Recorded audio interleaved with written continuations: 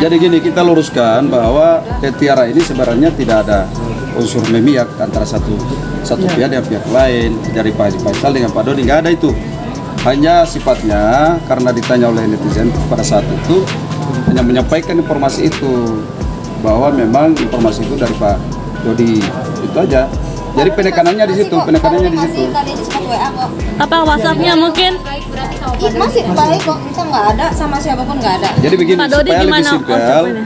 kita menyerahkan proses penyelidikan ini kepada pihak penyidik, ya Polres Depok, dan proses hukum ini tetap berlanjut seperti apa. Tapi kita menghendaki ada pendekatan restoratif justice, kalau bisa dari pihak Haji Faisal bisa berdamai dengan kita.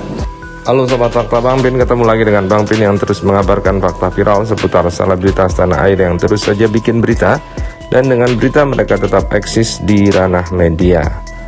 Akhirnya Tiara Marlin menjalani pemeriksaan pertamanya dengan status sebagai tersangka di Polres Depok. Untungnya dia tidak langsung ditahan, dan jika tidak memenuhi panggilan memang akan bisa ditahan karena statusnya sudah menjadi tersangka. Dan kini semua tahu bahwa pengacaranya yang lama, Firdaus Wibowo, sudah mundur dari membela Tiara Marlin, dan Tiara Marlin pun harus menyewa pengacara baru.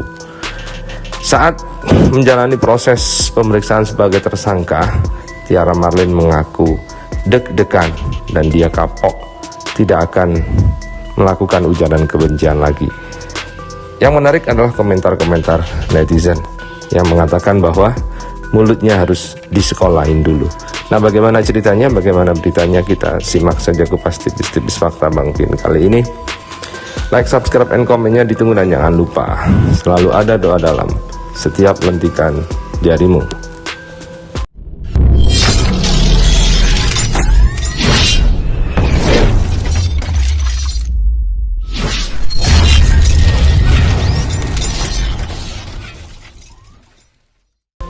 Kita lansir dari suara.com.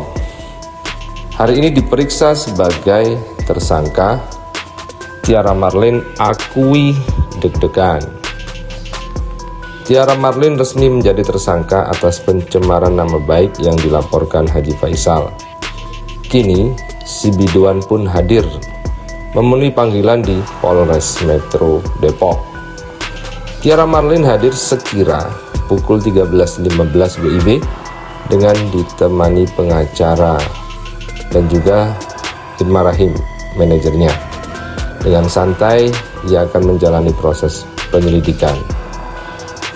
Kabar baik, ya kita ikutin prosesnya aja sih, kata Tiara Marlin jelang pemeriksaan.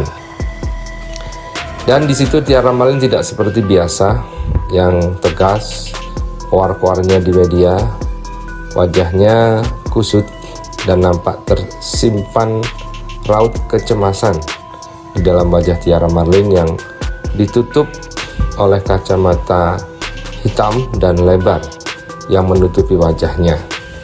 Kali ini memang Tiara Marlin terlihat sangat cemas dari penampakan ini, dan Tiara Marlin pun melalui pengacaranya mengupayakan proses damai dengan Haji Faisal.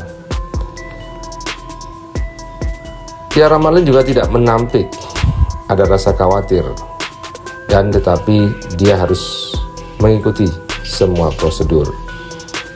Deg-degan, oh sudah pasti ada, kita kan normal, tutur penduduk 40 tahun ini. Setelah memberikan keterangan, Tiara Marlin bersama pengacara dan manajernya masuk ke ruang Satreskrim Polres Metro Depok. Diberitakan sebelumnya Haji Faisal melaporkan Tiara Marlin atas pencemaran nama baik. Laporan ini menyangkut menantunya almarhumah Vanessa Angel. Tiara Marlin pun memenuhi panggilan Polres Metro Depok. Pelantun ikan asin ini terkejut karena sudah minta maaf namun tetap dilaporkan. Setelah minta maaf, saya disentil-sentil lagi, kata Tiara Marlin waktu itu di Polres Metro Kota Depok Senin 14 Maret dulu. Tapi kini Tiara Marlin mengaku kapok bicara sembarangan di media sosial. Ia menjadikan persoalan hukum yang menimpanya sebagai sebuah pembelajaran ke depannya. Kalau itu ya pastinya, yang marahin kiri kanan, ini dijadikan satu pelajaran aja sih buat aku. Kita jalanin aja, kita santai aja, ujar Tiara Marlin. Kemudian ini komentar di suara.com. Semoga setelah diperiksa segera ditahan karena sudah tersangka. Contoh buat siapapun, kalau punya mulut jangan sembarangan berkoar. Kalau tidak suka lebih baik diem, gak usah teriak-teriak, akhirnya kena batunya. Mulutnya harus disekolahin dulu di dalam bui biar tahu rasa. Tidak cukup minta maaf, mulut sampai proses hukum tetap berjalan, gak usah tunda, langsung jebloskan ke penjara. Makanya bukan urusannya jangan suka nyinyir, itu akibatnya. Itulah alasan kenapa mulut ada di bawah otak, agar sebelum bicara itu dipikir dulu, gak asal jeplak. Langsung masuk Pak Eko. Kok sekarang bisa ngomong takut kapok? Kemarin lancar banget fitnah orang, ngatain orang. Kenapa deg-degan? Kalau bacot ngatain orang tuh mulut gak deg-degan emang. Pak polisi pakein baju oranye biar nyahok. Wes gak usah pakai lama ganti bajumu. Memang penyesalan selalu datang belakangan bah. Oh dia pendahulu toh. Lagunya gimana? Belum pernah dengar. Karena menyentil juga. Kau yang duluan. Apakah bukti pernyataan itu kuat untuk akhirnya melepas Tiara Marlin dari status ini? Ya, kalau untuk bukti mereka kan bukti petunjuk. Yang jelas kan bahwa dari pihak bapaknya Vanessa Angel juga mengakui bahwa iya itu dia yang sampaikan kepada klien kami dan dia membuat pernyataan. Itu menjadi bukti petunjuk ini untuk meringankan klien kami juga, gitu. Nah, tetap kita mau utama gerak justice, gitu. Kita tetap berkomunikasi dengan pihak keluarga dari Pak Haji Faisal. Kita berharap proses ini bisa secara keluargaan lah kita damai, gitu. Berarti ada unsur untuk damai bang ini bang? Iya. Kita upayakan untuk itu. Kita upayakan untuk itu. Itu aja sih. 8 pertanyaan, pertanyaan yang bagian yang mana yang paling sulit? Nggak ada yang sulit. Nggak ada yang sulit sih. Semua Sebenarnya mudah-mudah. pertanyaan yang kemarin dipertanyakan lagi gitu.